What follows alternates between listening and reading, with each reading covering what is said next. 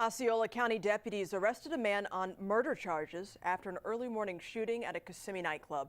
28-year-old Josue Carrasquillo is charged with second-degree murder and attempted murder. Deputies believe he shot and killed one person and injured another in a parking lot fight. This happened at the La Cantina bar on Orange Blossom Trail around 2 in the morning. Investigators say they don't know the victim's relationship to the alleged shooter. We are told they are not looking for anyone else. We now know the names of the officers involved in a deadly Port Orange shooting Friday night. Police say it started as a vehicle crash and ended in a chase.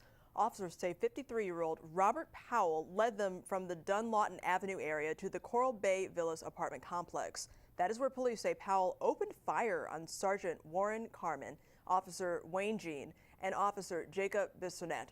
At least one officer fired back. Powell was hit and killed. It does not appear that he lives in this complex, but right now we really don't know much about him and his where he's from, what he's doing here, why it happened. We don't have any of that information. FDLE has taken over the investigation. We're told all 3 officers are on administrative leave, which is standard procedure in officer-involved shootings. New York City is stepping up security by the thousands ahead of its marathon on Sunday. Officials say extra police officers and a slew of other agencies will be on the streets just in case. We're also going to triple the amount of National Guard that will be in the city during this weekend. We're going to double the state police, double the Port Authority police, MTA police, and the MTA bridge and tunnel personnel will also be increased to make sure that we have a safe weekend. The marathon comes just days after 8 people died in a terrorist truck attack in Lower Manhattan. More than a dozen others were injured before police shot and arrested the suspected attacker. The Orlando City Soccer Club hosts the Puerto Rican national team tonight. The special fundraising match is Orlando City's last game of the year. Money from match tickets, concessions, and special edition merchandise will all be going to the United for Puerto Rico Fund. Fans say the match will be emotional as they share stories from their families after the hurricane. Being all together here for the same reason, I think it's going to be awesome. It's going to be a good feeling. Who knows? It's going to bring laughs, probably tears, and I know it's going to be exciting. Many of today's fans told us they are from Puerto Rico and still have family there. They say it took weeks to get a hold of them after the hurricane, and they still need essentials. The game is also the last Orlando City game for team captain Kaká, who announced he will not return to the team as a player for the 2018 season. The people of Puerto Rico and many surrounding islands are still in the beginning stages of recovery after Hurricane Maria. Many are still in need of basic necessities for survival, and that need is as dire now as it was the day after the storm. As our David Bowden reports, one local organization is working to help while giving back to their own community here in Central Florida. If you would like to attend the United for a Cause dinner show, it's happening tonight at the Kissimmee Civic Center. Hurricane Irma cleanup is still underway nearly 2 months after it made landfall in Florida.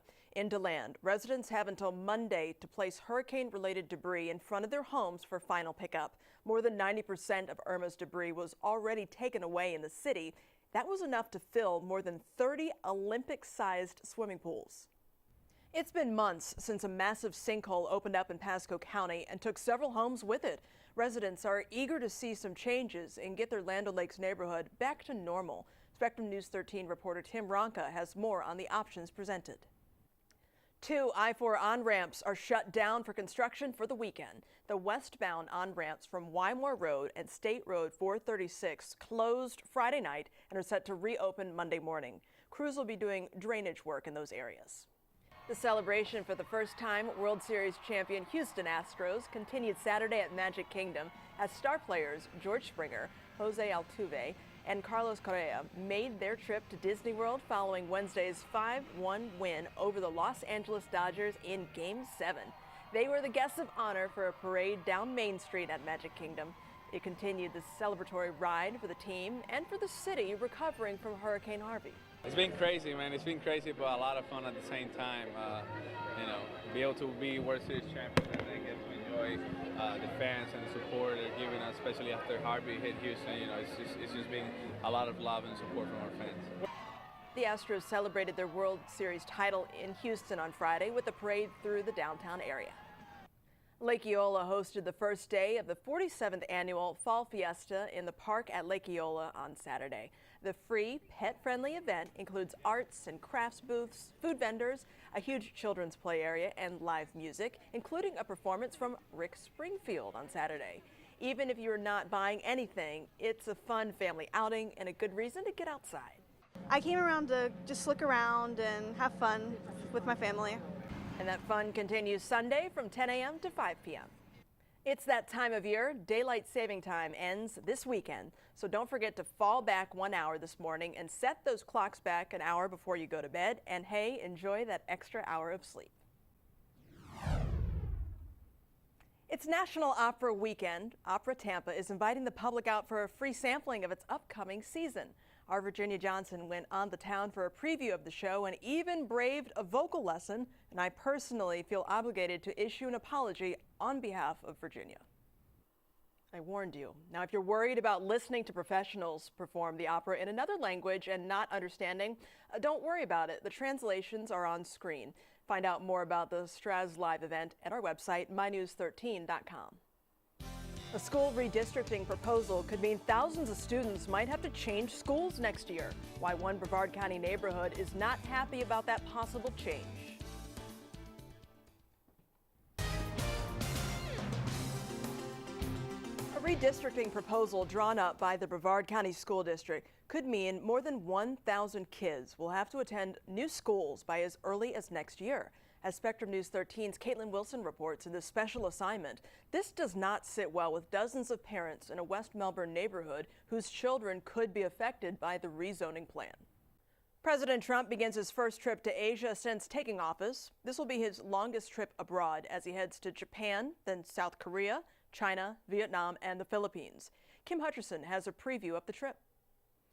The president's trip comes on the heels of a busy week in Washington, from the Mueller Russia investigation to the new GOP tax plan reveal.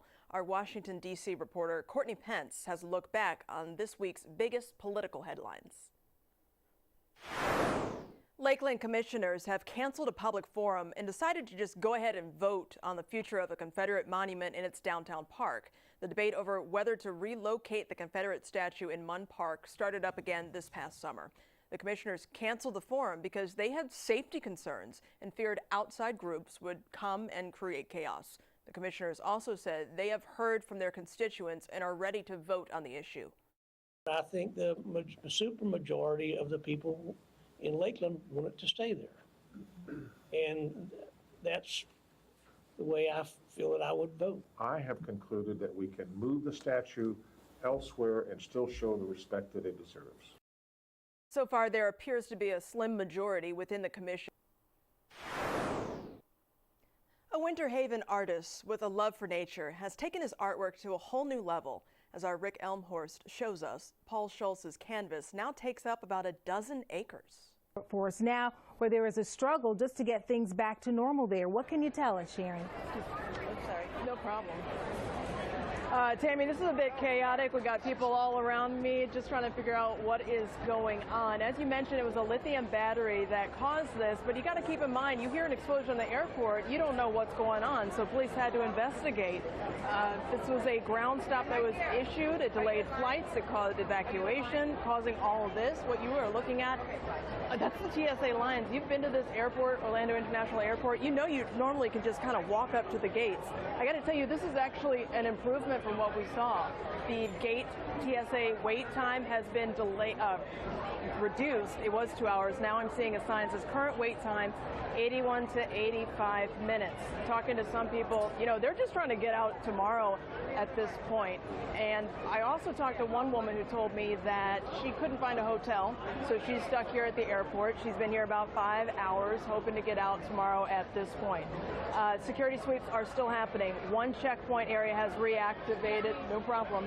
Another is still closed, and we are still seeing these long lines, and you can imagine the trickle-down delays. I also want to tell you that even though this is obviously impacting so many people's plans, people have been friendly, and basically what are you going to do other than make the best of a bad situation?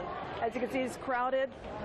Trying to make room for myself here, people just trying to get through the area. But again, if you have any kind of delay, any kind of flight happening at Orlando International Airport, this is the line to get through TSA security. I can't even show you where the gates are. We are that far back. So this is something that's going to be going on for hours. That battery was found at 5 in the afternoon. 9 o'clock at night, we're still seeing these long lines like this. Tammy?